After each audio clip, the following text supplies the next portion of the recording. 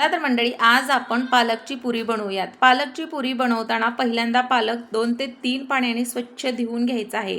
मिठाच्या पाण्यामध्ये स्वच्छ धुवून घेतल्यामुळे पालकची जी जेवढी घाण आहे ती निघून जाते। तर सुरुवातीला आपण पालक शिजवून घेत नाही, आपण डायरेक्ट पालकचे तुकडे छोटे छोटे तुकडे कट करून घ्यायचा आणि मिक्सरच्या भांड्यामध्ये 4 ते 8 हिरव्या मिरच्या घेतलेत, लसणाच्या पाकळ्या घेतले 7 ते 8 आणि थोडंसं मीठ टाकून ह्याचं वाटण वाटून घ्यायचं आहे आपल्याला।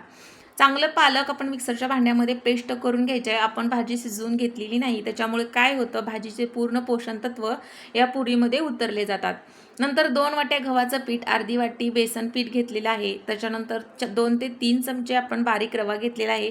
रव्यामुळे काय होतं, पुरी खुसखुशीत सुद्धा होते आणि पुरी अजिबात तेल पीत नाही।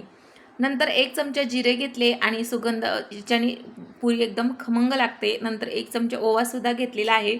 चवीपुरतं मीठ टाकायचं, चिमूटभर हळद टाकायची। नंतर 4 ते 5 चमचे मी तर तीळ वापरले। तीळ भरपूर वापरायची पुरीसाठी, म्हणजे खायला सुद्धा खमंग अशी पुरी लागते। थोडंसं हिंग असेल तर ते सुद्धा टाका, माझ्याकडे हिंग नाही म्हणून मी टाकलेलं नाही आहे। त्याच्यानंतर ह्याचं थोडं थोडं पाणी टाकून छान असं कणिक मळून घ्यायचं आहे। चपातीपेक्षा थोडंसं आपण घट्ट इथं कणिक मळून घ्यायचं आहे, म्हणजे पुरी लाटताना अजिबात चिरणार नाही, तुटणार नाही। थोडंसं घट्ट कणिक छान असं मळून घ्यायचं।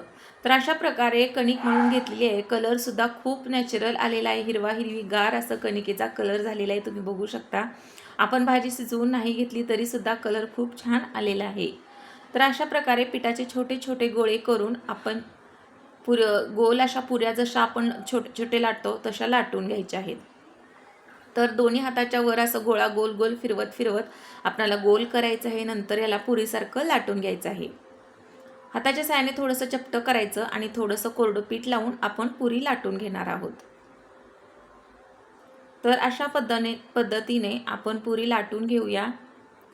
खास करून पालकची पुरी तेलकट होत नाही आणि प्रवासासाठी ही एकदम छान आहे। ह्याचे खायला सुद्धा तितकीच पौष्टिक आहे, सॉससोबत दहीसोबत खायला खूप खमंग लागते। प्रवास आपणाला 3-4 दिवसासाठी चाललो आणि आपल्याला बाहेरचं काही पचत नसेल तर सोबत आपण ह्या पालकच्या पुऱ्या नक्की घेऊन जाऊ शकतो।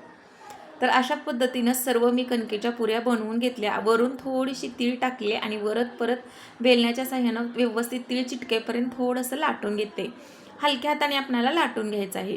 तर असं बघू शकता तुम्ही, गोल गोल अशा पुऱ्या आपण लाटून घ्यायच्या आहेत। अशाच पद्धतीने 20 ते 25 पुऱ्या माझ्या झालेल्या होत्या। तर अशा गोल गोल अशा सगळ्या एकदाच मी लाटून घेतल्या आणि त्याच्यानंतर तळायला सुरुवात केली। तर सगळं पुऱ्यांना मी वरून अशी तीळ लावलेली आहे, म्हणजे खायला सुद्धा खमंग लागते आणि दिसायला थोडंसं छान दिसतं। आता अशा पद्धतीने कडक तेलामध्ये पुरी टाकली नाही, नंतर मध्यम आचेवर आपल्याला गॅस ठेवायचा आणि पुरी अशी खुसखुशीत लाल रंगापर्यंत येऊस तर आपल्याला तळायची आहे। मध्यम आचेवर तळल्याने पुरी एकदम आतपर्यंत व्यवस्थित छान तळली जाते आणि दिसायला सुद्धा आणि खायला सुद्धा खमंग लागते। तर छान अशी पुरी टम्म आपली झालेली आहे, तुम्ही बघू शकता। अजिबात तेल पीत नाही, याच्यामध्ये कुठल्याही प्रकारचा सोडा काही नसल्यामुळे पुरी एकदम छान आणि लुसलुशीत सुद्धा झालेली आहे। प्रवासासाठी एकदम छान, पौष्टिक सुद्धा तितकीच आहे। तर लहान मुलं पालकची भाजी खात नाही, तर त्यांच्यासाठी अशा पुऱ्या जर आपण बनवून ठेवल्या तर छान अशा आवडीनं ते मुलं खातात।